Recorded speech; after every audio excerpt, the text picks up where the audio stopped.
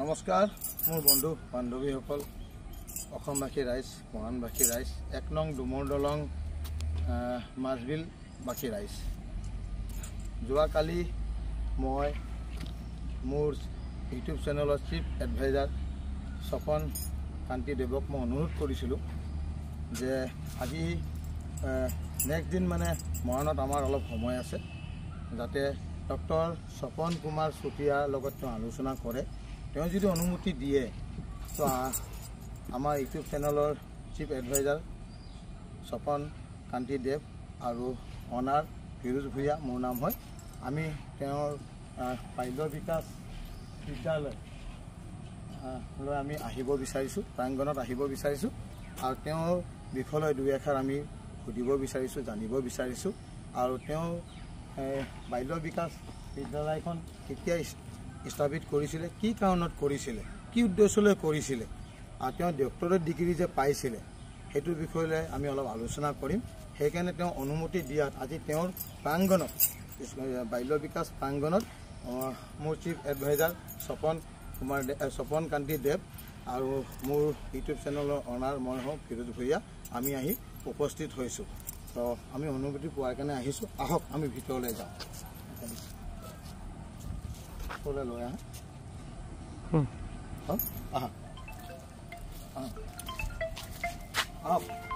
আমি ভিতৰলৈ যাওঁ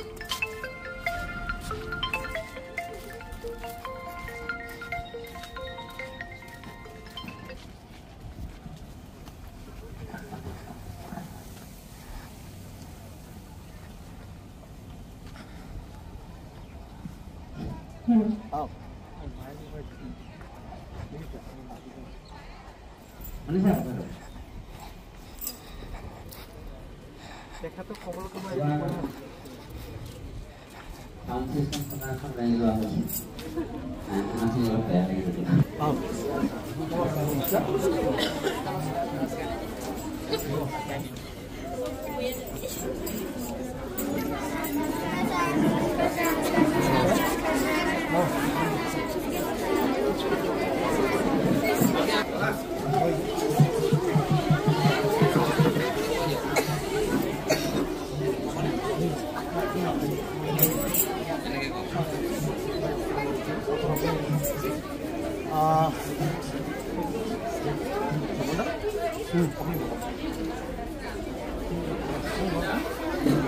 নমস্কাৰ মোৰ বন্ধু বান্ধৱীসকল অসমবাসী ৰাইজ মহানবাসী ৰাইজ আৰু ১ নং ডুমৰ দলং এইটো ১ নং ডুমৰ দলং ছাৰ কি হয় ডুমৰ দলং মাছবিল বাসী ৰাইজ স্বপন কান্তি দেৱক মই অনুৰোধ কৰিছিলোঁ যে নেক্সট দিন আমাৰ অলপ সময় আছে মৰাণখনত যাতে তেওঁ ডক্টৰ স্বপন কুমাৰ চুতীয়াৰ লগত আলোচনা কৰে যদি অনুমতি দিয়ে তো আমি তেওঁ বাল্য বিকাশ প্ৰাংগণত আহি তেওঁৰ বিষয়লৈ অলপ জানিব বিচাৰিম আৰু তেওঁ ডক্টৰেট ডিগ্ৰী কেতিয়া পালে সেইটোৰ বিষয়লৈ জানিব বিচাৰিম লগত তেওঁ অধ্যয়ন কৰি আছে ডক্টৰেট ডিগ্ৰী আৰু পাবলৈ কাৰণে সেইটোৰ বিষয়লৈ জানিবলৈ বিচাৰিছোঁ আৰু লগতে তেওঁ যি বাল্য বিকাশ বিদ্যালয় স্থাপন কৰিলে কোন চনত কি উদ্দেশ্যলৈ কৰিলে কি কাৰণত কৰিলে সেইটোৰ বিষয়লৈ আমি জানিব বিচাৰিছোঁ আৰু ৰাইজৰ মাজলৈ আমি লৈ যাব বিচাৰিছোঁ সেই উদ্দেশ্যলৈ আজি বাল্য বিকাশ বিদ্যালয়ৰ প্ৰাংগণত আহি আমি উপস্থিত হৈছোঁ তেওঁ অনুমতি পোৱাৰ কাৰণে তো আশা ৰাখিছোঁ আপোনালোকৰ সঁহাৰি পাম বুলি আৰু লগতে মই মোৰ ইউটিউব চেনেলৰ পৰিয়ালৰ তৰফৰ পৰা মোৰ চিফ এডভাইজাৰ স্বপন কান্তি দেৱক অনুৰোধ কৰিছোঁ তেওঁ যাতে দুই এষাৰ কয়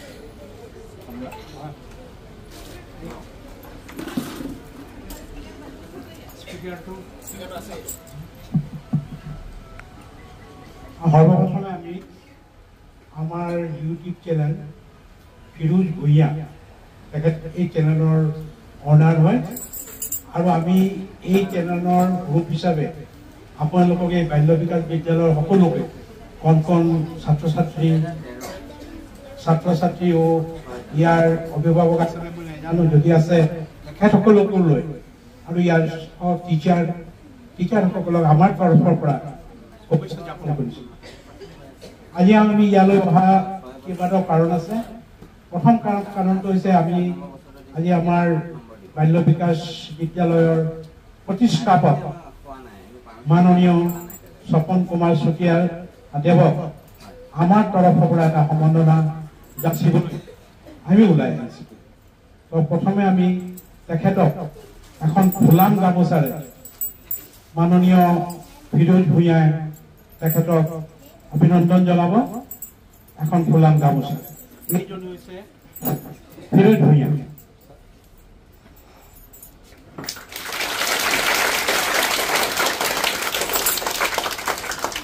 লগতে আমাৰ যিটো ইউটিউবৰ গ্ৰুপ তাৰ পৰাও আমি তেখেতে লিখিবলৈ কাৰণে তেখেতে শুনিছোঁ কিতাপ চিতাপ লিখে, আমি এখন এটা কলম দি আমাৰ আন্তৰিকতাৰে শুভেচ্ছা জনাইছোঁ আৰু সেইটোৱে কলম ফিৰোজ ভূঞাই দিব।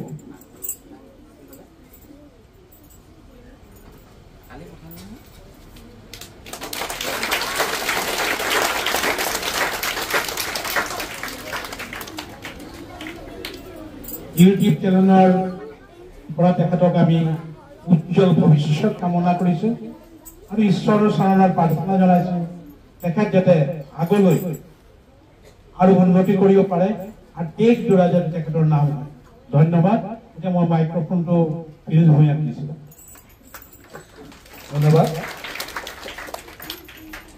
মোৰ ইউটিউব চেনেলৰ মই স্বত্বাধিকাৰী প্ৰতিষ্ঠাপক মই হওঁ। মোৰ নাম ফিৰোজ ভূঞা। মোৰ ইউটিউব চেনেলৰ পৰিয়ালৰ তৰফৰ পৰা তেওঁক এখন ফুলাম গামোচাৰে আমি সন্মান জনালোঁ আৰু লগতে মোৰ ইউটিউব চেনেলৰ পৰিয়ালৰ তৰফৰ পৰা তেওঁক উপহাৰ হিচাপত আমি কলম এটা লিখিবলৈ কাৰণে আমি আগবঢ়াই দিলোঁ। আৰু এতিয়া মই ক'বলৈ বিচাৰিছোঁ যে মোৰ ইউটিউব চেনেলৰ চিফ এডভাইজাৰ স্বপন দেৱক যাতে তেওঁ আগৰ প্ৰক্ৰিয়াখিনি তেওঁ আগবঢ়াই লৈ যায়। প্ৰথমে মই জনাইছোঁ যে ডিব্ৰুগড় জিলাৰ অন্তৰ্গত মৰাণ 1 নং ডুমৰলং মাজবিলৰ এইখন স্কুল, এই স্কুলখনৰ প্ৰতিষ্ঠাপক ডক্টৰ স্বপন কুমাৰ চুতীয়া দেৱে কিবা যদি বক্তৃতা আগবঢ়ায় আমি আমাৰ উপলক্ষে মই আন্তৰিক আমি ভাল পাম বুলি অনুভৱ কৰিছোঁ।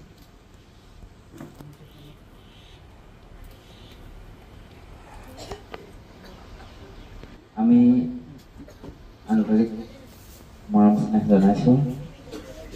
আমাৰ মাজলৈ আজি আহিছে মৰাণৰ এজন বিশিষ্ট সমাজকৰ্মী ফিৰোজ ভূঞা ডাঙৰীয়া, আমাৰ এই বিদ্যালয়ৰ পৰম শুভাকাংক্ষী স্বপন কান্তি দেৱ আৰু ফটোগ্ৰাফাৰ বন্ধুবোৰ আহিছে। তেওঁলোকে এটা নতুনকৈ যোৱা সপ্তাহত গোটেই অসম জুৰি কাম কৰিবৰ কাৰণে ইউটিউব চেনেল ষ্টাৰ্ট কৰিছে। গতিকে আজি আমাৰ এই অঞ্চলৰ স্থানীয় যিবিলাক খা খবৰ তেওঁলোকে দিয়া লোৱা আৰম্ভ কৰিছে। আমাৰ বিদ্যালয়লৈ আহিছে যোৱা শিশু সন্মিলন আৰু গ্ৰন্থমেলাত কেইবাদিনো আহি তেওঁলোকে কিছু কথা পৰ্যবেক্ষণ কৰাৰ পাছত গোটেই আমাৰ শিক্ষা ব্যৱস্থাটোৰ সন্দৰ্ভত কিছু কথা জানিবলৈ আগ্ৰহ প্ৰকাশ কৰি তেওঁলোকৰ চেনেলটোৰ জৰিয়তে কাম কৰিবলৈ আগবাঢ়ি আহিছে। আমি ধন্যবাদ জনাইছোঁ। আৰু মই অলপ নিজেও খুব কথাটো আনন্দ আৰু বিস্ময় দুয়োটা ধৰণে পৰ্যবেক্ষণ কৰিছোঁ যে একেবাৰে সম্পূৰ্ণ সমাজ ব্যৱস্থাৰ লগত জড়িত হ'বৰ কাৰণে আৰু কিছু ব্যৱসায়িক কাম কাজত তেওঁ ব্যস্ত থাকে। তাৰ মাজতো মানুহৰ মাজত থাকিবৰ কাৰণে ফিৰোজ ভূঞাৰ পৰিয়ালটো তেওঁলোকৰ ককাই ভাইক আমি আটাইকেইজনক চিনি পাওঁ। তেওঁ বিশেষভাৱে এই কামটো বাছি লোৱাটো এটা সমাজৰ কাৰণে এটা বিশেষ কথা। যি নহওক ফিৰোজ ভূঞাই আমাৰ বিদ্যালয়ৰ শিশু সন্মিলন আৰু গ্ৰন্থমেলালৈ মই ঠিক পৰিমাণটো কৈ নিদিওঁ, যথেষ্ট ধৰণে সহায় সহযোগ কৰিলে। ছাত্ৰ ছাত্ৰীসকলক ভাত খুৱাবৰ কাৰণে কিছু সামগ্ৰী যোগান ধৰিছে।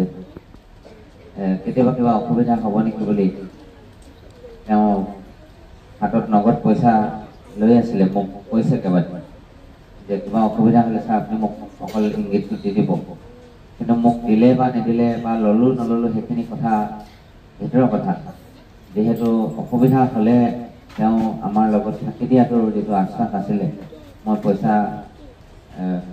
পইচাৰে সেইটো জুখিব নোৱাৰি তো তেখেতক মই সেইকাৰণে অলপ ব্যক্তিগতভাৱে কৃতজ্ঞতা জনাইছোঁ আৰু ইমান এটা ডাঙৰ 8খন জিলাৰ যিটো কাম হৈছিলে এই স্বপন কান্তিদেৱে কেইবাদিনো আহি তেওঁ অসুস্থ অলপ ভৰিৰ বিষৰ মাজতে থাকি দিলে ৰাতি 11-12 বজালৈকে আহি খা খবৰ লৈছে বিভিন্ন প্ৰতিনিধি আহি থিয় হৈছে গতিকে দুইজন মানুহলৈ আমাৰ তৰফৰ পৰা সদায় বাল্য বিকাশৰ তৰফৰ পৰা আন্তৰিক কৃতজ্ঞতা থাকিব আৰু আমাৰ বহুত কাম কৰিবলগীয়া আছে সমাজৰ সকলোলৈকে যাতে আমি আমাৰ সহৃদয়তা বন্ধুত্ব আমাৰ কৃতজ্ঞতা ভৱিষ্যতে অনুষ্ঠান কৰিব লগা আছে তেওঁলোকক আমি সহায় আৰতি বিচাৰিম ফিৰোজ ভূঞাই তেওঁলোকৰ পৰিয়ালটোৰ কথা এইটো কাৰণে কৈছোঁ তেওঁৰ ভাইক যোৱাবাৰ আমি 10,000 ইটা তেওঁৰ পৰা লৈছিলোঁ নগদ পইচা নিদিয়াকৈ পাছত নিজৰ মতে যেতিয়া সুবিধা হয় তেনেকৈ দি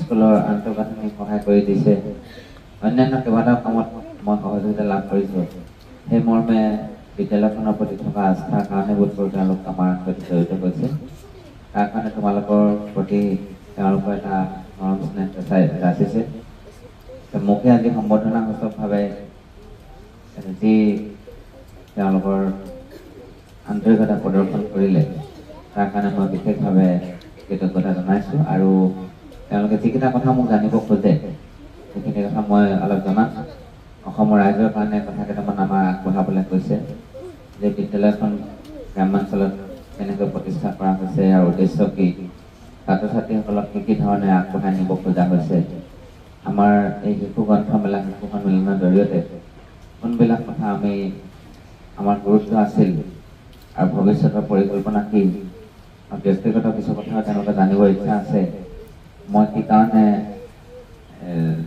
চৰকাৰী খণ্ডত নগৈ ব্যক্তিগতভাৱে এখন বিদ্যালয় প্ৰতিষ্ঠা কৰিলোঁ এই কথাবিলাকো তেওঁলোকে জানিবৰ কাৰণে মোক পকে সুধি আছে কেইবাদিন মোৰ বিদ্যায়তনিক বা আনুষ্ঠানিক শিক্ষা অলপ আছিলে মই দৰকাৰ হ'লে চৰকাৰী চাকৰি এটা যোগাৰ কৰিব পাৰিলোহেঁতেন কি কাৰণতনো মই নকৰিলোঁ মই PhD লোৱা মানুহ এজন হিচাপে বা কলেজত কাম কৰিব পৰা মানুহ হিচাপে মই নগৈ এতিয়া সৰু সৰুকৈ কিছুমান কাম কৰি ছাত্ৰ ছাত্ৰীসকলক আমাৰ গ্ৰামাঞ্চলত এটা শিক্ষানুষ্ঠান খোলা হ'ল বা কি ধৰণৰ আৰু কাম আৰু সৰু সুৰা সেইখিনি কথা তেওঁ জানিব ইচ্ছা প্ৰকাশ কৰি কালি সুধিছিলে যে কাইলৈ যাব পাৰিম নেকি বুলি আকৌ ৰাতিপুৱা সুধিছে মই সন্মান সহকাৰে তেওঁলোকক আহিবলৈ ক'লোঁ তোমালোকক এনেকুৱা সমাজকৰ্মী এজনৰ লগত চিনাকি কৰি দিছোঁ আমি বহুত ডাঙৰ মানুহ সৰু মানুহ সেইটো সংজ্ঞা নহয় মানুহৰ মানসিক কথাটো মানসিকভাৱে মানুহে কেনেকৈ মানুহৰ লগত সম্পৰ্ক কৰি ৰাখিব খোজে নিজক এইবিলাক কথা অলপ শিকিবলগীয়া কথা সেইকাৰণে প্ৰিয় সহকৰ্মীসকলকো মই তেখেতক চিনাকি কৰি দিছোঁ আৰু ছাত্ৰ ছাত্ৰীসকল আমাক যিয়ে কেৱল টকা পইচা নহয় মানুহে জীৱনত অকল টকা পইচা সহায় ক'তো নিবিচাৰিব আৰু বিচাৰিব নালাগে কিন্তু আমাৰ আন্তৰিকতা আমাৰ উদাৰতা আৰু আৰ্থিক শাৰীৰিক মানসিক যিজনে যেনেকৈ সহায় সহযোগিতা বিচাৰে ভৱিষ্যতলৈকে আমি ভাল নাগৰিক হৈ দিব পাৰিলে ভাল আৰু সেইমতে আমি জীৱনটো যাপন কৰিব লাগে গতিকে মই তোমালোকলৈ খুব আন্তৰিকতাৰ মৰম স্নেহ ৰাখি এইকেইটা কথাকে মই সদ্যহতে অৱগত কৰিছোঁ আপোনালোকক পুনৰবাৰ ধন্যবাদ জনাইছোঁ আৰু এই ইউটিউব চেনেলটোৰ আৰম্ভণি পৰ্যায়তে আমাৰ বিদ্যালয়লৈ আহি তেওঁলোকে যিকেইটা কথা প্ৰচাৰ কৰিম বুলি ভাবিছে তাৰ কাৰণে মই তেওঁলোকৰ উদ্যোগক শলাগ লৈছোঁ আৰু ডাঙৰীয়া আপোনাক ভগৱানে সহায় কৰক কাম কৰিবৰ কাৰণে মানুহৰ মাজত থাকি আপোনালোকে সততাৰ সৈতে কাম কৰিলে ভাল হ'ব বুলি ভাবি মোৰ বক্তব্য সামৰণি মাৰিছোঁ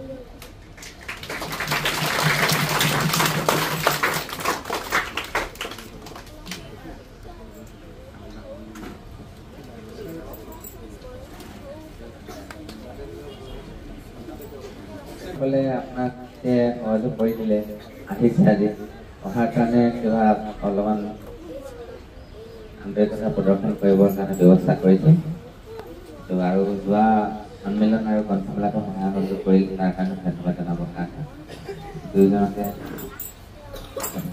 জনাইছোঁ।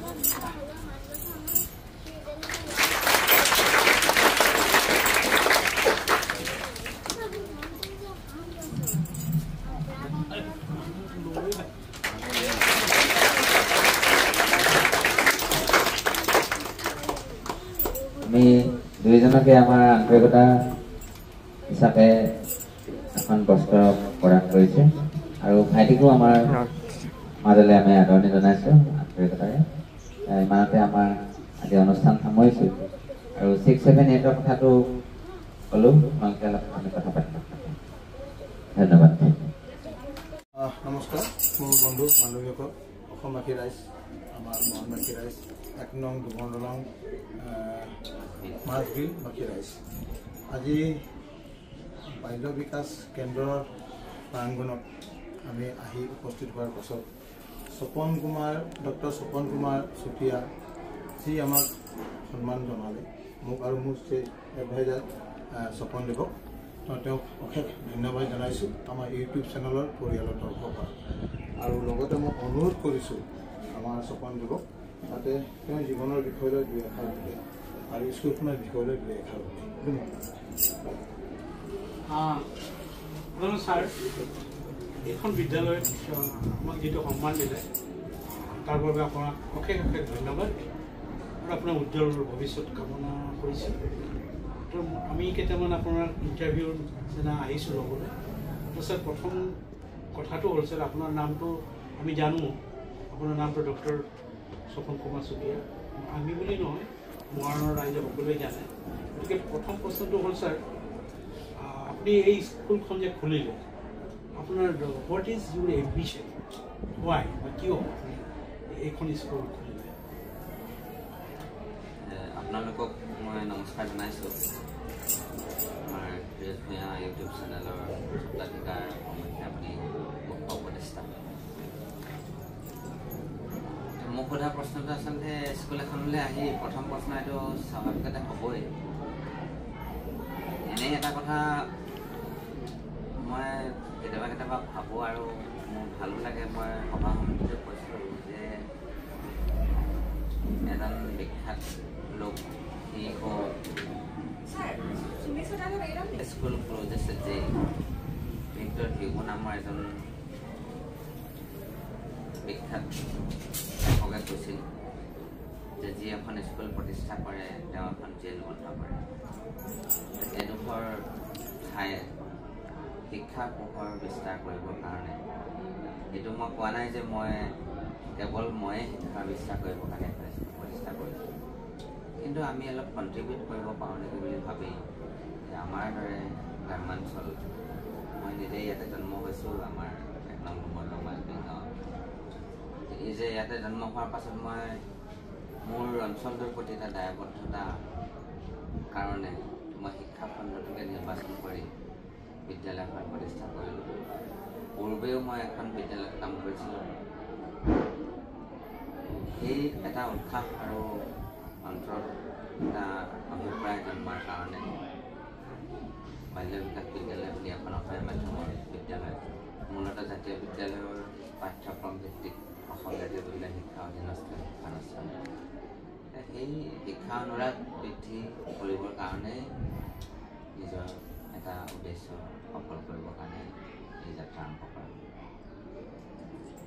ছাৰ, এইটো আপুনি যিটো ক'লে, আমি ৰাইজক এইটো বাৰ্তা দিম, আপোনাৰ এইটো কিমান চনত আপুনি ষ্টাব্লিছ কৰিছিলে এইখন স্কুল?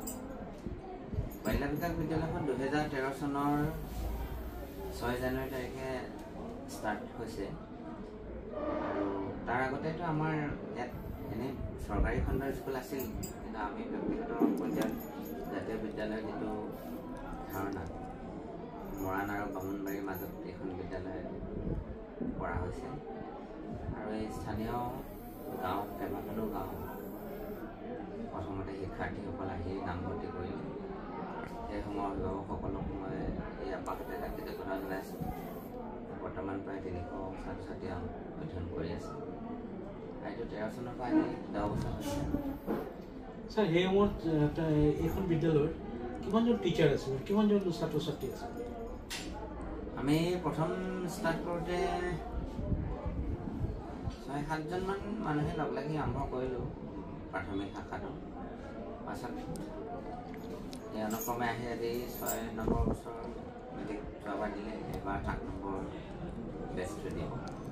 এতিয়া বৰ্তমান 300 হোৱালৈকে প্ৰথম বছৰে আমাৰ 46জন ছাত্ৰ ছাত্ৰীয়ে নামভৰ্তি কৰিছে। স্যাৰ যিসকল টিচাৰ আছিলে তেখেতসকল পে নে উইদাউট পে আছে? এই ধৰণৰ বিদ্যালয় আচলতে ভাৰতবৰ্ষত কেইবাটাও পৰ্যায়ৰ বিদ্যালয় আছে। খুব মানে এটা ধৰক অৰ্থনৈতিকভাৱে সবল মানুহৰ কাৰণে বেলেগ। চৰকাৰী শিক্ষা ব্যৱস্থাটো যথেষ্ট উন্নত হৈ আহিছে লাহে লাহে, আৰু শিক্ষা খণ্ডত যিমানখিনি খৰচ কৰা হৈছে, এতিয়া আমাৰ আগতে যদি ধৰক GDP 4% আছিলে, এতিয়া 6% আমাৰ শৈক্ষিক খণ্ডলৈ যাব। আৰু NEP 2020 নিউ এডুকেশ্যন পলিচি মতে এতিয়া শিক্ষা বহুত সম্প্ৰসাৰণ ঘটিছে বিজ্ঞানসন্মতভাৱে। আমি যেতিয়া কৰিছিলোঁ আমাৰ বাল্য বিকাশ বিদ্যালয়খন মূলতঃ জাতীয় বিদ্যালয়ৰ আৰ্হিত প্ৰতিষ্ঠানটো, আমি বেতনটো বহুত বেছি দিব নোৱাৰিলেও তেওঁলোকৰ মিনিমাম যিখিনি পাৰিশ্ৰমিক আছে, যে এজন শিক্ষিত মানুহক কি ধৰণে পৰিচালনা কৰিব লাগিব, যাতায়াতী খৰচ আছে, নিজৰ খৰচ, পৰিয়াল ভৰণ পোষণ। কিন্তু আমি ভাবোঁ যে সমাজৰ এটা দায়বদ্ধতা দায়িত্ব থাকিব লাগে যে ল'ৰা ছোৱালীবিলাক পঢ়োৱা হৈছে, শিক্ষাগুৰুসকলক মানুহ নিদিয়াকৈতো পঢ়াব নোৱাৰি। গতিকে তেওঁলোকৰ সংস্থাপন আৰু শিক্ষকতাৰ প্ৰতি অনুৰাগ থকা মানুহখিনিক লৈ আৰম্ভ কৰা হ'ল। আৰু যি মাচুল আদায় হৈছে তেওঁলোকক আমি দিয়াৰ ব্যৱস্থা কৰি দিছোঁ। মানে সেইখিনি সময়ত আপুনি প্ৰচণ্ড ষ্ট্ৰাগল কৰিবলগীয়া হৈছে। ষ্ট্ৰাগলটো এইটো নন এণ্ডিং ষ্ট্ৰাগল, আৰু এইটো স্কুল থাকে মানে হৈ থাকিব। এইটো এনেকুৱা নহয় যে স্কুল এখন নিৰ্মাণ কৰি শেষ হৈ যায়। এইটো আপুনি স্বাস্থ্য মহাবিদ্যালয় পৰ্যায়তো হওক বা অন্যান্য বিশ্ববিদ্যালয়তো দেখিব যে সদায় কনষ্ট্ৰাকশ্যন হৈয়ে আছে। কোনোবাই 50 বছৰ যদি পাতিছে, কোনোবাই ৰজত জয়ন্তী পাতিছে, কোনোবাই হীৰক জয়ন্তী পাতিছে, কোনোবাই শতবৰ্ষ পাতিছে, তথাপি কনষ্ট্ৰাকশ্যন হৈয়ে আছে। বহুত মানুহৰ অন্তহীন পৰিশ্ৰমৰ ফলত এটা শিক্ষানুষ্ঠানে আগবাঢ়ি গৈ থাকে। আৰু সেইটো কৰিবৰ সময়ত আমি যেতিয়া নতুনকৈ কৰিছিলোঁ, তেতিয়া পথাৰ কিনা হৈছে, পথাৰত মাটি বুৰোৱা হৈছে, তাৰপিছত ঘৰ কৰা হৈছে। এতিয়ালৈকে আন্তঃগাঁথনি বহুত ডেভেলপ হোৱা নাই, হ'লেও যিখিনি কৰা হৈছে পৰ্যায়ক্ৰমে অকণমান গতিশীল বুলিব পাৰি। ষ্ট্ৰাগলটো কৰি থাকিব লাগিব, এইটো এটা আমাৰ বদ্ধমূল ধাৰণা। আৰু প্ৰতিষ্ঠাপকসকলে তাৰ যন্ত্ৰণা ল'ব লাগিব, তাৰ গত্যন্তৰ নাই।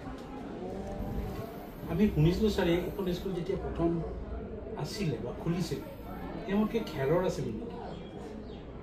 খেৰৰ ঠিক নহয়। আমি প্ৰথমটো এনে পোষ্টখিনি পকা দি বাঁহৰ ঘৰে কৰিলোঁ, তাৰপিছত হাফ ৱাল কৰিলোঁ। এতিয়া ইটাৰে গোটেই ৱালবিলাক কৰা হৈছে। কিন্তু আমি আপোনাক খুব মানে এটা আন্তৰিক শ্ৰদ্ধাৰে সকলোকে জনাব বিচাৰোঁ, আন্তঃগাঁথনি যি নহ'লেও ছাত্ৰ ছাত্ৰীসকলৰ শিক্ষাটো মানে গাঁথনিক দিশটো খুব ভাল হ'ব লাগে বুলি ভাবোঁ।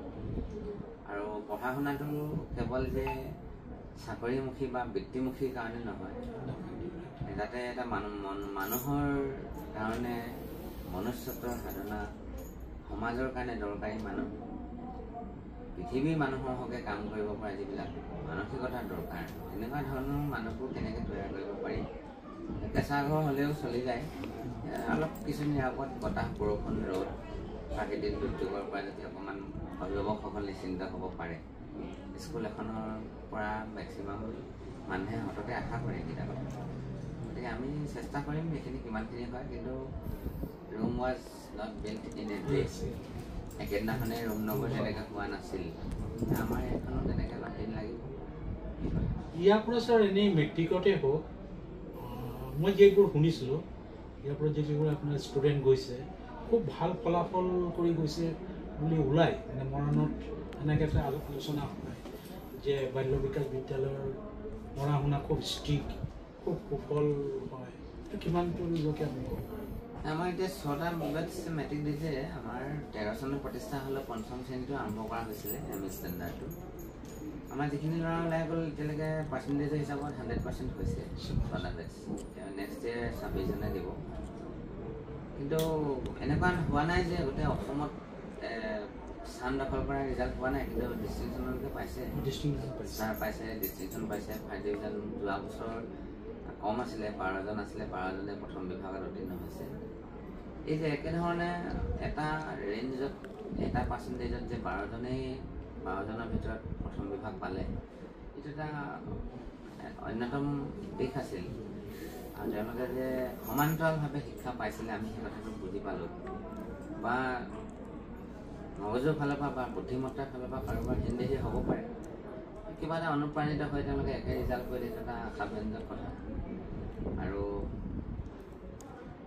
তাৰ উপৰিও যিখিনি সুশিক্ষা পোৱাৰ এটা প্ৰাপ্তি মানে এইটো ভাল শিক্ষা পাইছে বুলি ভাবি যে কেৱল নম্বৰ কেন্দ্ৰিক শিক্ষাতকৈ মানে আমাৰ জীয়াই থাকিবৰ কাৰণে যিখিনি শিক্ষা সমাজ জীৱনৰ প্ৰতি সাংস্কৃতিক জীৱনৰ প্ৰতি ডাঙৰৰ প্ৰতি শ্ৰদ্ধাশীল হোৱা সৰুৰ প্ৰতি আনুগত্য প্ৰকাশ কৰা মৰম স্নেহৰ মাজত বন্ধুত্বপূৰ্ণভাৱে থাকিব পৰা পিতৃ মাতৃৰ প্ৰতি গুৰুৰ প্ৰতি বা ডাঙৰৰ প্ৰতি ভক্তিভাৱে নিজৰ মানসিক বিকাশ হোৱাটো এটা আমাৰ শিক্ষাৰ এটা অন্যতম ভাল ছাত্ৰ ছাত্ৰীৰ গুণ বুলি ভাবোঁ সেইটো দিবৰ কাৰণে মোৰ ফালৰ পৰা মই একেবাৰে কোনো কালে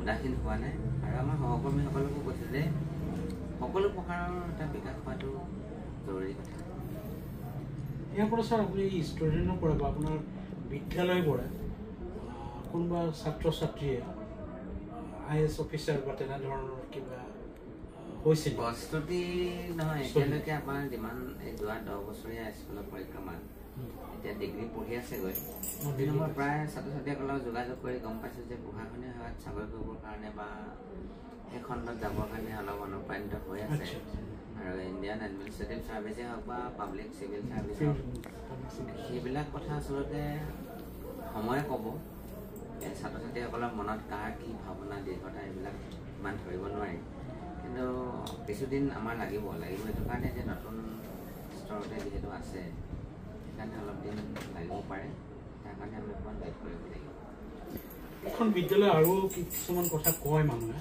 যে আপোনাৰ ইয়াত মানে থলুৱা খাদ্যৰ পৰা যিটো কিছুদিনৰ আগত আপুনি চিলড্ৰেন এইটো কৰি গ'ল শিশু সন্মিলন গ্ৰন্থমেলা তাত আপুনি বোলে নিজেই থলুৱা খাদ্য ডুঙি বনোৱা তেনেধৰণৰ যিবিলাক বোলে ব্যৱহাৰ কৰিছে সেইটো বিষয়ে অলপ ক'ব লাগিব সেইটো আছিলে আমাৰ যোৱা 31 অক্টোবৰৰ পৰা 3 নৱেম্বৰলৈকে তাতে আমি অসমৰ উজনি অসমৰ 8খন জিলালৈ এটা অনুষ্ঠান কৰিছিলোঁ গ্ৰন্থমেলা আৰু শিশু সন্মিলন সেই 8খন জিলাৰ ছাত্ৰ ছাত্ৰী প্ৰায় 10,000 ছাত্ৰ ছাত্ৰী গোট খাইছিলে 4 দিনত আমি দীপাৱলীৰ প্ৰথম দুদিন দীপাৱলী আছিলে আমি এটা উদ্দেশ্য কৰিছিলোঁ যে দীপাৱলীৰ বাতাবৰণত ছাত্ৰ ছাত্ৰীসকলক কেৱল ফটকা বা আতচবাজিৰ বিপৰীতে পঢ়া কামত কিবা নিয়োজিত কৰিব পাৰি নেকি সাংস্কৃতিক কামত নিয়োজিত কৰি ৰাখিব পাৰি নেকি সেই 4টা দিন মোবাইলৰ দুঃপ্ৰভাৱৰ পৰা যিখিনি অদৰকাৰী প্ৰভাৱ সেইবিলাকৰ পৰা আমি ব্যৱহাৰ কৰি সিহঁতক ছাত্ৰ ছাত্ৰীসকলক মানে ব্যস্ত কৰিব পাৰোঁ নেকি এটা উদ্দেশ্য লোৱা তাতে আমাৰ যেতিয়া আলহী হিচাপে বেলেগ বেলেগ জিলাৰ পৰা ছাত্ৰ ছাত্ৰী আহিল আমি দিনৰ ভাত বা ধৰক দুপৰীয়া আহাৰ যোগান ধৰিব লগা হ'ল তেতিয়া আমি চিন্তা কৰিছিলোঁ যে প্লাষ্টিক ডিছপ'জেলটো অলপ বৰ্জন কৰা এটা পৰিকল্পনা কৰিলোঁ মানে গৰম ভাত ধৰক ডিছপ'জেলত দি দিলে স্বাস্থ্যসন্মত নহয় কিছু পৰিৱেশিক কথা পাৰিপাৰ্শ্বিকতাৰ কথা থাকে অলপ স্বাস্থ্যসন্মত আৰু প্ৰাকৃতিক উপাদান থকা মানে কলপটুৱা ডুঙত ভাত খুৱাইছিলোঁ আমি চিম্পল ভাত আৰু দাইল ভাত বা কিবা শাক ব্যঞ্জন আমি কলপটুৱা ডুং বনাইছিলোঁ বিভিন্ন গাঁৱৰ পৰা অলপমান আমাক বনোৱাই দিলে আৰু বিস্কুটৰ পৰিৱৰ্তে অলপ চাউলৰ পকা মিঠৈ এইখিনিৰ সৈতে আমি মানে সিহঁতক এটা প্ৰাকৃতিকভাৱে ছাত্ৰ ছাত্ৰীসকলক উৎসাহিত কৰিব পাৰি নেকি ৰাইজৰ ডিষ্ট্ৰিক্ট এটা আমাৰ সাংস্কৃতিক জীৱনৰ উপাদান যে কলপটুৱা বৰ্তি থাকিব লাগে কলগছজোপা যে আমাৰ মাংগলিক কামতো লাগে তাৰ পাতখিলা লাগে কলপতোৱা গছজোপা লাগে, কলগছজোপা আকৌ কলপুলিয়ে সৈতে আমাৰ এটা সন্মানসূচক পৰিৱেশত ৰাখে। এতিয়া যিটো আমাৰ সামাজিক জীৱন সাংস্কৃতিক জীৱনৰ লগত জড়িত বস্তুজোপা আকৌ কলপতোৱা ডুমত আমি খালে জলপান খাব পাৰোঁ, ভাতো খাব পাৰি। আমি অকণমান পৰীক্ষামূলকভাৱে চালোঁ। এইবিলাকে বোধকৰো ল'ৰা ছোৱালীবিলাকক স্বাভাৱিক জাতীয় জীৱনটোৰ প্ৰতি অকণমান উৎসাহিত কৰিব কৰিছে। এইটো আমি কিছু সফল হৈছে যেন লাগে। ৰাইজেও আমাক এটা প্ৰশংসাসূচকভাৱে মন্তব্য আগবঢ়াইছে। তেওঁলোকে আমি ধন্যবাদ জনাওঁ এইটো কথা। দ্বিতীয় কথাটো হ'ল ছাৰ যে আপোনাৰ এইখন বিদ্যালয় যিখন আপোনাৰ মাটি আছে, সেই মাটিত 100 কেবিধ কিবা আমাৰ 100 এবিধ শাকৰ এখন উদ্যান আছে আৰু ঔষধি গছ বনৰ ঔষধি গুণৰ পুলি ৰুইছোঁ। পূৰ্বেও আছিলে, আজি 18 চনৰ পৰা আমাৰ এখন আছিলে, অকণমান স্থানান্তৰ কৰা হ'ল। এতিয়া 100 এবিধ শাক মানে আমাৰ যিটো বহাগ বিহুত আমি 100 এবিধ লাগে। কিছুমান অৱশ্যে ঋতুকালীন, যে কিছুমান বস্তু কিছুমান ছিজনত মানে নাথাকে, সেইখিনি আকৌ ৰিপ্লান্টেশ্যন হ'ব। কিন্তু যিখিনি গছজাতীয় হয় সেইখিনি আমি অলৰেডি ৰাখিছোঁ। সেইখিনিৰ জৰিয়তে আমাৰ কিছু স্কুলখনৰ এটা কৃষি কৰ্মই হওক অলপ বা দৰকাৰী ঔষধি গছেই হওক, ল'ৰা ছোৱালীবিলাকক সেই যে ঔষধি গছবিলাকৰ লগত চিনাকি কৰি দিয়াৰ যিটো প্ৰয়োজনীয়তা, সেইবিলাক আমি ঘৰুৱা জীৱনত লাগিব পাৰে বুলি কাম কৰিছোঁ। সেইটো এটা স্কুলৰ এটা আৱশ্যকীয় উপাদান আৰু বেলেগ স্কুলেও এইটো কাম কৰিব পাৰিব বুলি মই ধাৰণা কৰোঁ। সেইটো ৰাইজে অকণমান অভিজ্ঞতা গঠন কৰিছে। এতিয়া ছাৰ মই আপোনাৰ জীৱনলৈ আহিব বিচাৰিছোঁ। আপুনি ডক্টৰেট যে ল'লে, PhD কৰিলে যে, কি বিষয়ে ছাৰ আপুনি PhD-টো কৰিলে বা ডক্টৰেট? PhD কৰিলে মই আপোনাৰ অৰুণাচল প্ৰদেশৰ জনজাতীয় এটা গোষ্ঠী টাংচা লোকসকলৰ ভিতৰতে শাখা আছে 12টামান। সেই শাখাৰে আকৌ লংচাং বুলি যিটো শাখা, তাতে চাংলাং ডিষ্ট্ৰিক্টত আছে এইখিনি মানুহ প্ৰায়। তাতে মই 5 বছৰ থাকিলোঁ তাতে। তাৰ PhD কৰাৰ আগত MPhil কৰিছিলোঁ। MPhiলত তেওঁলোকৰ শব্দ গঠন সম্পৰ্কত কৰিছিলোঁ। তাৰপিছতে MPhiলৰ পিছত মই PhD কৰিলোঁ। PhDতে মানে তেওঁলোকৰ যিখন ব্যাকৰণ, মানে এইটো ইংলিছত আছিলে morphological analysis of Longchang dialect of Tangsa বুলি। একচুৱেলি উপভাষা হয়। অৰুণাচলৰ লংচাং মানুহখিনি যিটো উপভাষা দোৱান, অসমীয়াত দোৱান আৰু এনেই উপভাষা বা ডাইলেক্টটো মই এনালিচিছ কৰিছিলোঁ। মৰ্ফলজিটোৱে আপোনাৰ তেওঁলোকৰ ব্যাকৰণ সূচকবিলাক বিশেষ বিশেষণ সৰ্বনাম সেয়া গ্ৰামাৰ বুলি ক'ব পাৰি। কিন্তু মই প্ৰায় 400 পৃষ্ঠা এখন থিচিছ হৈছিলে। মই আমাৰ 400 পৃষ্ঠামান হৈছিলে কিতাপখন। মই আমাৰ ডিব্ৰুগড় বিশ্ববিদ্যালয় অসমীয়া বিভাগৰ সন্মানীয় শিক্ষাগুৰু অধ্যাপক ডক্টৰ অপনা কোঁৱৰৰ তত্ত্বাৱধানত কৰিছিলোঁ। তেওঁ জনগোষ্ঠীয় কাম বহুত কৰিছে, জনজাতি সংস্কৃতি ভাষাৰ বহুত কাম। বাইদেউৰ লগত মই সেই 19 চনত PhD ডিব্ৰু ইউনিভাৰ্চিটি প্ৰদান কৰিছিলোঁ। চনটো কিমান? 2019 চনত। মই অৰুণাচলৰ সেই ভাষা কাম কৰিবৰ কাৰণে উৎসাহিত হ'লোঁ আৰু যথেষ্ট এটা ৰোমাঞ্চকৰ অভিজ্ঞতা। অসমীয়াটোতো আপুনি মাষ্টাৰ ডিগ্ৰী? অসমীয়া মাষ্টাৰ ডিগ্ৰী কৰিছিলোঁ। মই এনে ডিগ্ৰী ইংলিছত আছিলে, কিন্তু অসমীয়াত মাষ্টাৰ ডিগ্ৰী কৰিলোঁ। বিদ্যালয়ত কাম কৰি থাকোঁতেই মই পঢ়া শুনা কৰিছোঁ। মই পূৰ্বৰ যিখন বিদ্যালয় আছিল তাতে মই মাষ্টাৰ ডিগ্ৰী দিছোঁ। আৰু এতিয়া আমাৰ মাষ্টাৰ ডিগ্ৰীটো অসমীয়াত কৰি, কিন্তু মই MPhil আৰু PhD মই ইংলিছতে লিংগুইষ্টিক্সৰ কাম কৰিলোঁ। ডিচাৰ্টেশ্যন আৰু থিচিছ দুয়োখন ইংৰাজীতে লিখা। ইংৰাজী অসমীয়া মোৰ কাৰণে মানে ইমান ধৰক পাৰ্থক্য নাই, আৰু কাম কৰি ভাল লগা এটা মাধ্যম ল'লেই হ'ল। আৰু নিশ্চয় যিটো কোনখন ইউনিভাৰ্চিটিৰ পৰা? মই ডিব্ৰুগড় বিশ্ববিদ্যালয়। ডিব্ৰুগড় ইউনিভাৰ্চিটিৰ পৰা। এতিয়া মানে দ্বিতীয় কথাটো হ'ল ছাৰ, যে আপুনি ইমান ষ্ট্ৰাগল কৰি আজি এইটো কৰিলে, গঢ়িলে, আগলৈ কিবা এম্বিশ্যন আছেনে?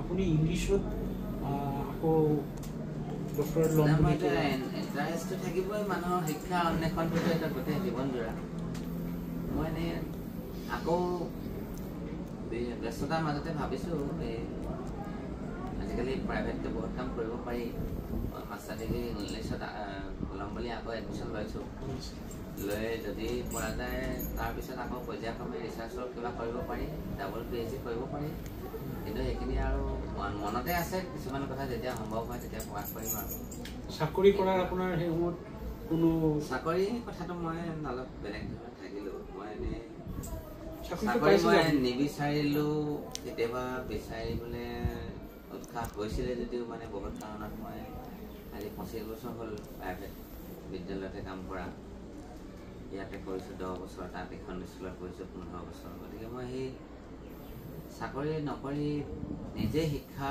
অনুষ্ঠান প্ৰতিষ্ঠা কৰি যিটো এটা আমেজ পোৱা যায় আৰু মই এটা আপোনালোকক মানে উদ্যোগ অনাৰ কাকো মই ডিছকাৰেজ কৰিব খোজা নাই জব চিকাৰ আৰু জব ক্ৰিয়েটৰ দুটা কনচেপ্ট মানে ভাল লাগে জব চিকাৰ মানে হৈ গ'ল নিজৰ কাৰণে চাকৰি এখন আৰু জব ক্ৰিয়েটৰ মই ছাত্ৰ ছাত্ৰীসকলক কৈছোঁ যে যদি কাৰোবাৰ শিক্ষাদান হ'ল গ্ৰহণ হ'ল মই বিদ্যালয়ত অলপ দিন কৰি তেওঁলোকে অভিজ্ঞতাটো আহৰণ কৰিব পাৰে আৰু মই মোৰ আণ্ডাৰত বুলি কোৱা নাই আমাৰ বিদ্যালয়তে আজি 26জন শিক্ষক শিক্ষয়িত্ৰী আছে 26জনে নিজৰ পৰিয়াল পোষণ কৰিবৰ কাৰণে আংশিকভাৱে হ'লেও যি সামান্য পাৰিশ্ৰমিক মাননি তেওঁলোকে লাভ কৰে দৰমহা বুলিয়ে কওঁ বা পাৰিশ্ৰমিক কওঁ 26জন মানুহৰ সংস্থাপনৰ বেলিকা মোৰ অলপ মই প্ৰেৰণা লাভ কৰিলোঁ আৰু তেওঁলোকক যে মই এটা অনুষ্ঠান পাতি কাম কৰিবৰ কাৰণে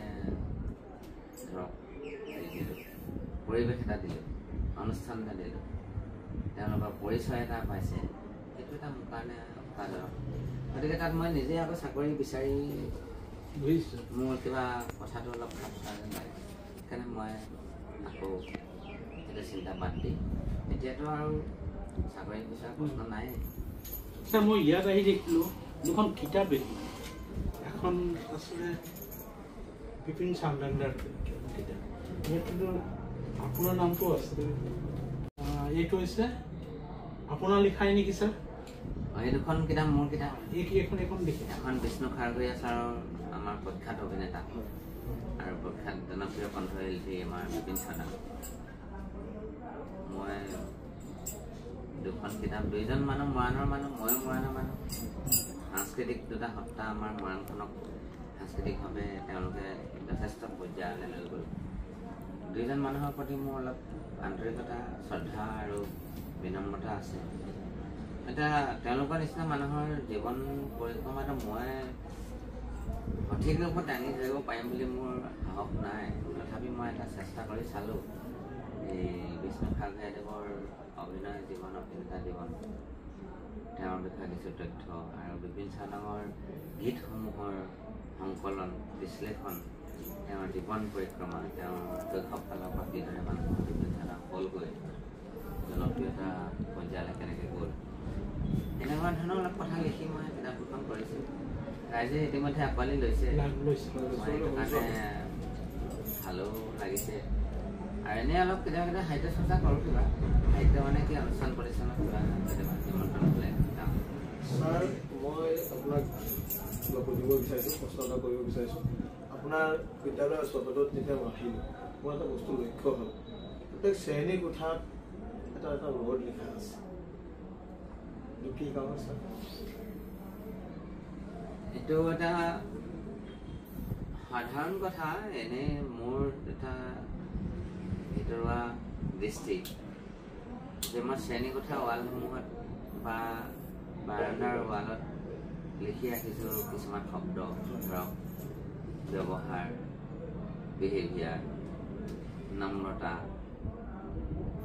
আন্তৰিকতা কৃতজ্ঞতা সৰলতা প্ৰাৰ্থনা সময়নিষ্ঠা পৰিপাটিতা ডিচিপ্লিনেট এই শব্দবিলাকক মই ইংলিছ আৰু অসমীয়া দুটা লিখি ৰাখিছোঁ তাতে ভাবিছোঁ যে ছাত্ৰ ছাত্ৰীসকলে যিটো ছাবকনচিয়াছ মাইণ্ডত তেওঁলোকৰ পৰিৱেশ অৱচেতন মনত এই শব্দবিলাকৰ গুণ কি ইয়াৰ পৰিসৰ কি নম্ৰতা কি বস্তু সততা কি বস্তু অনেষ্টি কি হয়তো কাৰোবাৰ ব্ৰেইনত ষ্ট্ৰাইক কৰিব পাৰে যিকেইটা যোগাত্মক গুণ মানুহৰ যে সৰলতা মানুহৰ থাকিলে কি হ'ব পাৰে সৰলতা কোনটোক কয় মডেষ্টি কোনটোক কয় ডিচিপ্লিন বা যিটো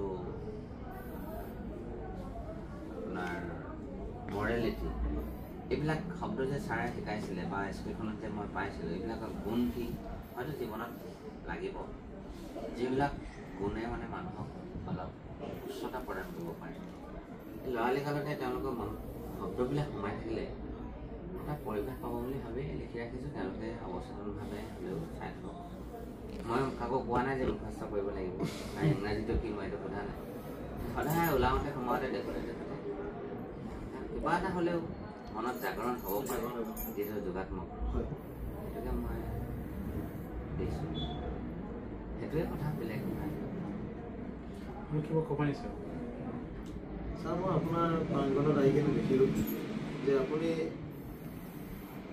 তাঁতশাল বুলি কৈছে তত আপুনি আমাক এতিয়া মাতি লৈ গ'ল মই তাঁতশালৰ বিষয়লৈ অলপ মই জানিব বিচাৰিছোঁ কি কাৰণে আপুনি সেই জেগাটোৰ নাম তাঁতশাল ৰাখিছে তাঁতশালৰ কথাটো অলপ বেলেগ তাঁতশালটো আপোনাৰ আমি এনে ল'ৰা ছোৱালীবিলাকক বয়ন শিল্প মানে কাপোৰ কানি বোৱাৰ এটা অলংকাৰ মানে আমাৰ ধৰক বেলেগ বস্ত্ৰ বেলেগ খাদ্যাভ্যাস বেলেগ সাংস্কৃতিক বিভিন্ন উপাদান আছে এই যে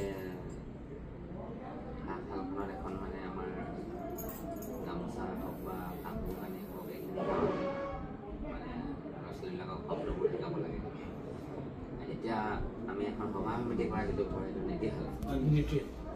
নীতিশালা কথাটো তেনেকুৱা ধৰণে আমি তাতে জীৱন সম্পৰ্কে বহুত চৰ্চা হয় তাত য়োগা হয় কেতিয়াবা আলোচনা হয় কেতিয়াবা লোক সংস্কৃতিৰ বিষয়ে অনুষ্ঠান হয় আমি সেইখিনি কথা তাতে আধ্যাত্মিকভাৱে সেইখিনি কথা ছাত্ৰ ছাত্ৰীসকলক দিবৰ কাৰণে এটা বেলেগ বেলেগ জোন ৰুম ঠিক কৰা হৈছে এনেকৈ ডাঙৰ এটা মঞ্চ মুকলিকৈ মঞ্চ কৰা হৈছে যে ল'ৰা ছোৱালীবিলাকে ডাঙৰ মঞ্চত কথা ক'বৰ কাৰণে অভ্যাস সেইটো আমাৰ স্পষ্ট সমাজ লাগে ছাৰ আপোনাৰ প্ৰাংগণত আহি দেখিছোঁ বৰ্ড এখন মৰা আছে পুথিভঁৰাল পুথিভঁৰাল মানে আমাৰ এনেই বিদ্যালয়ৰ এটা লাইব্ৰেৰী আছে কিন্তু আৰু এটা বস্তু আছে তাতে আপোনাৰ যিটো গ্ৰন্থক্ষেত্ৰ বুলি তাতে আমাৰ মৰাণৰ আশে পাশে প্ৰায় 300খনমান গাঁৱৰ স্থানীয় যিখিনি প্ৰকাশ কোনোবা স্মৃতি গ্ৰন্থ কোনোবা অনুষ্ঠানৰ উদ্যোগত প্ৰকাশ হোৱা গ্ৰন্থ কোনোবা আদ্যশ্ৰাদ্ধত কিতাপ ওলাইছে তাৰ গ্ৰন্থ কোনোবা লেখকে লিখা গ্ৰন্থ কোনোবা সন্মিলনে প্ৰকাশ কৰা অধিৱেশনত প্ৰকাশ কৰা বহুত ধৰণৰ অনুষ্ঠান প্ৰতিষ্ঠানত এইবিলাক স্মৃতি গ্ৰন্থবিলাক প্ৰকাশ কৰা গোটেইখিনি আমি সংগ্ৰহ ৰখাৰ ব্যৱস্থা কৰিছোঁ আৰু সেইবিলাক ৰাখি ল'ৰা ছোৱালীবিলাকে পিছত দৰকাৰ হ'লে যিখন কিতাপৰ দৰকাৰ হয় বিভিন্ন জাতি জনগোষ্ঠীৰ বহুতখিনি কিতাপ আছে তাত প্ৰায় এতিয়া 6000মান কিতাপ হৈছে সেইখিনি আমি তাতে সংগ্ৰহ কৰিছোঁ মৰাণৰ এটা ৰাজহুৱা পুথিভঁৰাল হ'বগৈ এটা সময়ত এই গ্ৰন্থক্ষেত্ৰত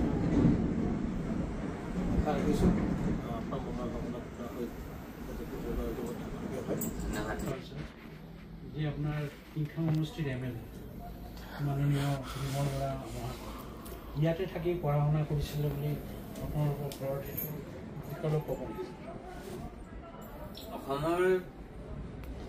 অসম চৰকাৰৰ সাংস্কৃতিক মন্ত্ৰী বিমল বৰা ডাঙৰীয়া তেওঁ উদ্যোগ বাণিজ্য ৰাজহুৱা প্ৰতিষ্ঠান আৰু সাংস্কৃতিক পৰিক্ৰমা বিভাগৰ বৰ্তমান কেবিনেট মন্ত্ৰী আমাৰ এটা ক'বলৈ ভাল লগা বিষয় যে সৰুকালতে স্কুল পৰ্যায়ত ইয়াতে আছিল তেওঁলোকৰ দেউতাক মোৰ মোমাইদেউ আছে আৰু তেওঁলোকৰ ডাঙৰ পেহীয়েক আমাৰ মা বিমল বৰা আমি একে বয়সৰ আমি বহুত কেইবছৰ একেলগতে থাকিলোঁ আৰু এতিয়া থাকি পঢ়া শুনা কৰি এতিয়া অসম চৰকাৰ এজন উদ্যোগী মন্ত্ৰী হিচাপত কাম কৰি আছে। তেওঁ কৰ্মদক্ষতা বা যিখিনি কাম বিধায়ক হিচাপে কৰিছে, মন্ত্ৰী হিচাপে কৰিছে, অসমৰ ৰাইজে কেনেদৰে পাইছে আৰু আমিও পোৱাটো লক্ষ্য কৰিছোঁ। ৰাইজে গ্ৰহণ কৰিছে। যদি আশাব্যঞ্জক, যদি কিবা কৰিব পৰা নাই বোধকৰো কৰিব, তেনেকুৱা ধৰণে মই লক্ষ্য কৰিছোঁ। আপোনালোকৰ দেউতা যে হেডমাষ্টাৰ আছিলে, এনেই মানুহৰ মুখত শুনো আৰু তেখেত খুব ষ্ট্ৰিক আছিলে বুলি কয়। তেখেতৰ বিষয়ে দেউতা আমাৰ প্ৰয়াত দুখেশ্বৰ চুতীয়া, তেওঁ মাক দেউতাক খুব সৰুতে ঢুকাইছে। সৰুতে ঢুকালত তেওঁৰ দাদায়েকে পঢ়াইছে আৰু এজন মোমায়েক আছিল আপোনাৰ আমাৰ শৰৎ শইকীয়া, তেওঁ আমাৰ মাহমৰা বিধানসভা সমষ্টিৰ 3বাৰ বিধায়ক আছিলে। সেই তেখেতৰ পেহীয়েকৰ ল'ৰা আছিলে। তেখেতৰ আমাৰ দেউতাৰ মোমায়েক আছিলে শৰৎ শইকীয়া দেউতাক যোগেশ্বৰ শইকীয়া। PWD minister. তেখেতেও এটা সময়ত দেউতাক যথেষ্টখিনি পঢ়া শুনাৰ ক্ষেত্ৰত সহায় কৰিলে। তেওঁ জয়সাগৰ কলেজৰ পৰা ইংৰাজী অনাৰ্ছ লৈ পাছ কৰিছিলে। আৰু পিছত দেউতা ভেঞ্চাৰ স্কুল কৰিলে। যথেষ্ট কেইটামান ছাত্ৰ ছাত্ৰী ওলাই গ'ল।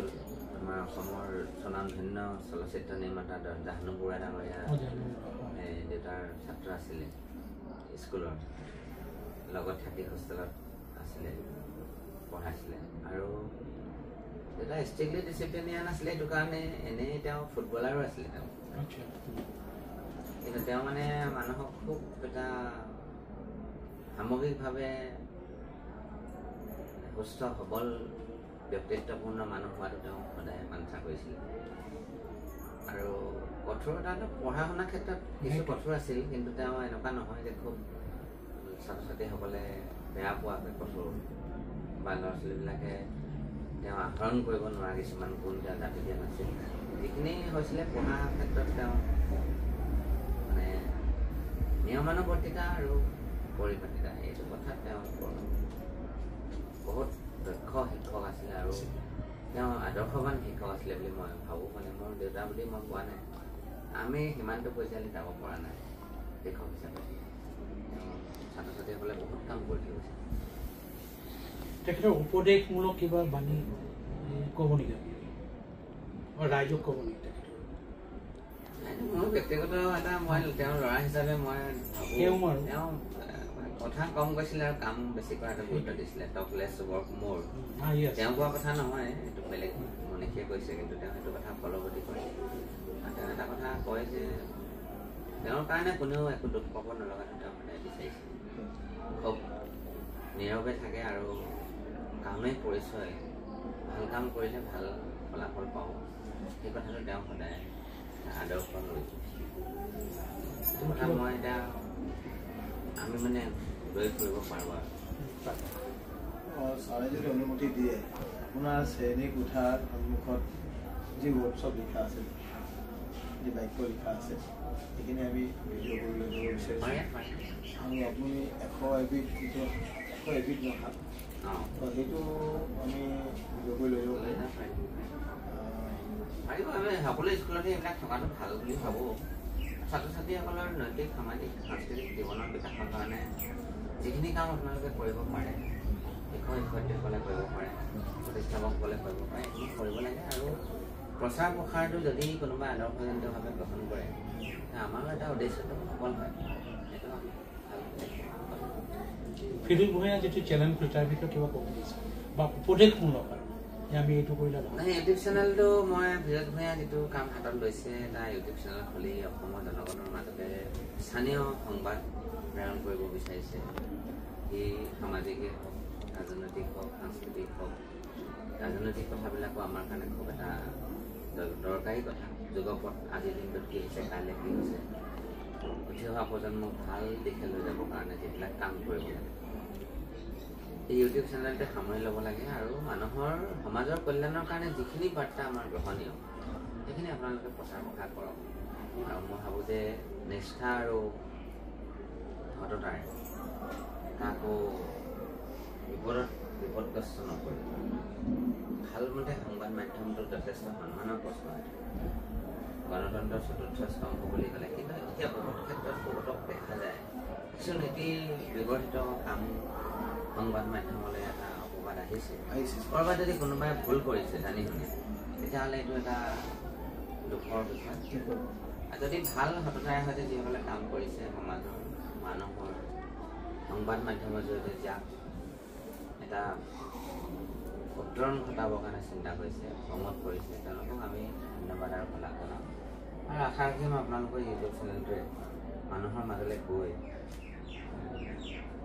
যিখিনি কাম ভাল পদাৰ্থক কৰিব পাৰে সেইটো কৰক আমি সদায় আপোনালোকক সহযোগ কৰিম আমি আপোনালোকক সহযোগিতা বিচাৰিম ধন্যবাদ আপুনি আমাক সময় দিয়াৰ কাৰণে আমাৰ ইউটিউব চেনেলৰ পৰিয়ালৰ পক্ষৰ পৰা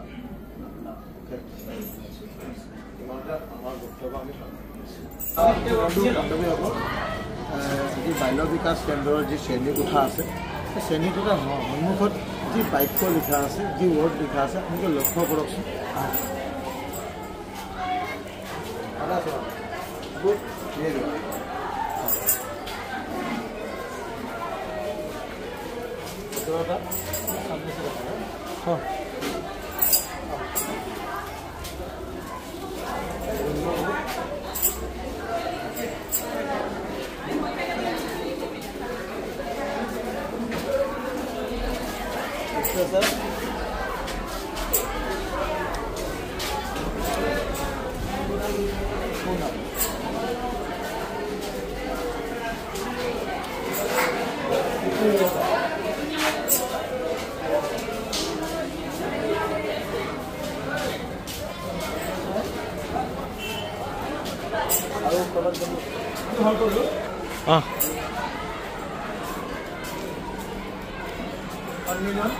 প্ৰত্যেক শ্ৰেণীৰ কোঠা সন্মুখত লিখা আছে দেই মোৰ বন্ধু বান্ধৱীসকল নম্বৰতা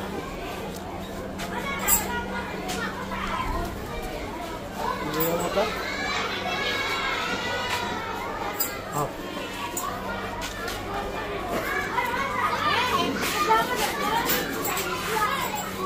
মৰম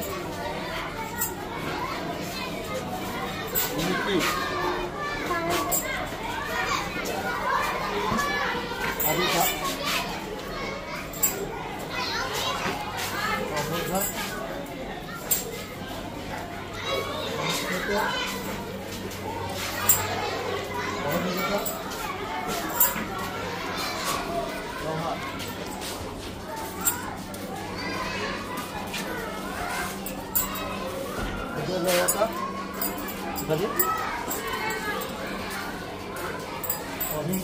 অহিংসা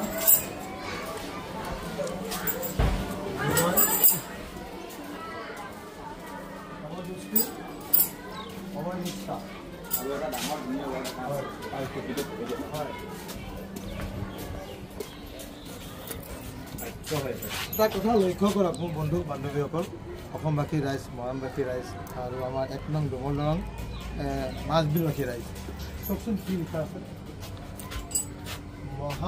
মহানজন যিফালে যায় সেয়ে পথ সত্য কথা এইটো জীৱন দুখী বা হাঁহিৰে সকলোৰে নহয় সঁচা কথা কৈছে আয়ুষ দুখী বা কামেৰে বছৰেৰে নহয় লক্ষ্যধৰ চৌধুৰী এইটো লক্ষ্যধৰ চৌধুৰী নেকি হয় তো সেইটো বস্তু আপোনালোকে অনুমান কৰক যে জীৱন দুখী বা হাঁহিৰে কি ধুনীয়া দেখিছে সকলোৰে নহয় তো প্ৰত্যেক শ্ৰেণী কোঠাৰ সন্মুখত মই যি বাক্য দেখিলোঁ যি ৱৰ্ড দেখিলোঁ তাৰ কিবা না কিবা এটা ৰহস্য আছে আৰু আজি ডক্টৰ স্বপন কুমাৰ চুতীয়াই তেওঁ নিজৰ বাল্য বিকাশ কেন্দ্ৰৰ প্ৰত্যেক শ্ৰেণীৰ সন্মুখত এই ৱৰ্ড চব লিখি থৈছে আৰু যে ল'ৰা ছোৱালীক কোনো বাধ্য কৰোৱা নাই যে ৱৰ্ডটো শিকিবই লাগিব এই ৱৰ্ডটোৰ বিষয়লৈ কি কিন্তু এইকাৰণে তেওঁ লিখি থৈছে মই জনাত যাতে ল'ৰা ছোৱালী সদায় দেখি থাকিলে যে সেই বস্তু তেওঁলোকৰ মাইণ্ডছেটত সোমাব মগজুত সোমাব আৰু সেইদৰে তেওঁলোকে অধ্যয়ন কৰি যাব আশা ৰাখিছোঁ তেওঁ যে যি মনোকামনা এই লিখাৰ সেই মনোকামনা যাতে পূৰা হয় আহক আগুৱাই যাম মোৰ বন্ধু বান্ধৱীসকল এটা বস্তু খেয়াল কৰক, গ্ৰন্থৰ ক্ষেত্ৰ বৃহত্তৰ মৰাণ অঞ্চলৰ পৰা প্ৰকাশিত গ্ৰন্থ সন্ধাবৰ সংগ্ৰহালয় বাল্য বিকাশ বিদ্যালয় স্থাপিত 2016 ন হয় নাই? তো ইয়াৰ আশে পাশেতো ডক্টৰ স্বপন চুতীয়া ছাৰেতো ক'লেই, আৰু আশে পাশে অঞ্চলৰ যিমান গ্ৰন্থ আছে তেনেকৈ উন্মোচন কৰিছে। চব আহি 6000মান গ্ৰন্থ তেওঁলোকে একগোট কৰি ৰাখিছে, আৰু আগলৈ গৈ থৈ এটা ডাঙৰ লাইব্ৰেৰী হ'ব বুলিও কৈছে। আহক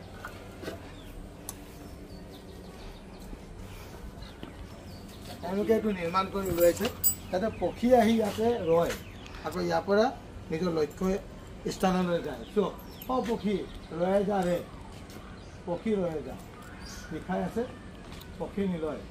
পক্ষীকুলৰ বাবে জিৰণি আৰু খাদ্য সম্ভাৰৰ সদৃশ এইটো এটা নতুনকৈ নিৰ্মাণ কৰা হৈছে। এনেকুৱা ভাল পদক্ষেপ লৈছে যাতে পক্ষী ক'ৰবাৰ পৰা আহি কিনে জিৰণি লৈ কিনে আকৌ উৰি যাব পাৰে। আহক নীতিশাল বিষয়লৈ তেওঁতো জনালেই, তাই নীতিশাল ইয়াত আছে, আঠালো আছে। তো এতিয়া আমি আগুৱাই যাওঁ, 101বিধ যি পাচলিৰ কথা কৈছিলে তালৈ আগুৱাই যাম। ভাল কৰোঁ মোৰ বন্ধু বান্ধৱীসকল, আপোনালোকে লক্ষ্য কৰক। আহক ওচৰলৈ আহক। শতৰূপা 101বিধ থলুৱা ঔষধি শাকৰ তলি বাল্য বিকাশ বিদ্যালয় 1 নং ডুমৰ দলং মাছবিল জিলা ডিব্ৰুগড়। ঠিক আছে, আহকচোন পাই যাওঁ।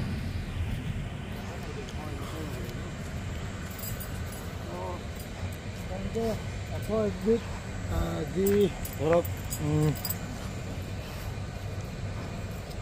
101বিধ থলুৱা ঔষধি গুণৰ পাচলি হয় নাই? তো ইয়াতে তেওঁলোকে কৰিছে, চেষ্টা কৰি আছে, ইয়াতে আৰু আগুৱাই লৈ যাব পাৰে। তাকে কৰা হয় তেওঁলোকে। চোক দেখাই দিওঁ, ওচৰত আহিব। সোমাবলৈ কাৰণে অলপ অসুবিধা হৈছে কাৰণে আমি অলপ ওচৰৰ পৰাই দেখাই দিওঁ। এই চাইডে দেখক, এই চাইড গ'লে 101বিধ থলুৱা ঔষধি গুণৰ শাক পাচলি দেই।